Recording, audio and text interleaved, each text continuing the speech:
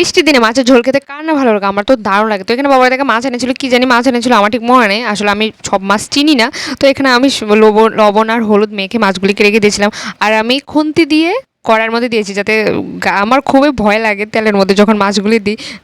কারণ একবারে আমার এরকম করতে গিয়ে আমার পুরো গায়ে তেল এসে যায়, অবস্থা খুবই বাজে অবস্থা হয়ে গিয়েছিল। তো তখন থেকে আমি ভয় পাই। তো এখানে মাছগুলিকে ভেজে নামিয়ে তারপর এখানে কড়ার মধ্যে কেটে রাখা আলু দিয়ে দিলাম। তো আলুর মনে নুন হলুদ দিয়ে সব কিছু ভেজে নিয়েছিলাম। আর হ্যাঁ, ওয়েদারটা খুবই দারুণ ছিল, হালকা হালকা বৃষ্টি ছিল, খুবই দারুণ লাগতেছিল। প্রথমে ভেবেছিলাম ঢেঁড়স দিয়ে রান্না করব, না দেখি যে না, আমার মা এখানে পটল দিয়ে দিয়েছে। আর আমার পটল খুবই বাজে লাগে, আমার পটল আমার শত্রু। তো কী আর করার, শত্রু হলেও খেতে হবে। তো এখানে আলু আর পটলগুলিকে ভালো করে নুন আর হলুদ দিয়ে ভালো করে ভেজে নিয়েছিলাম।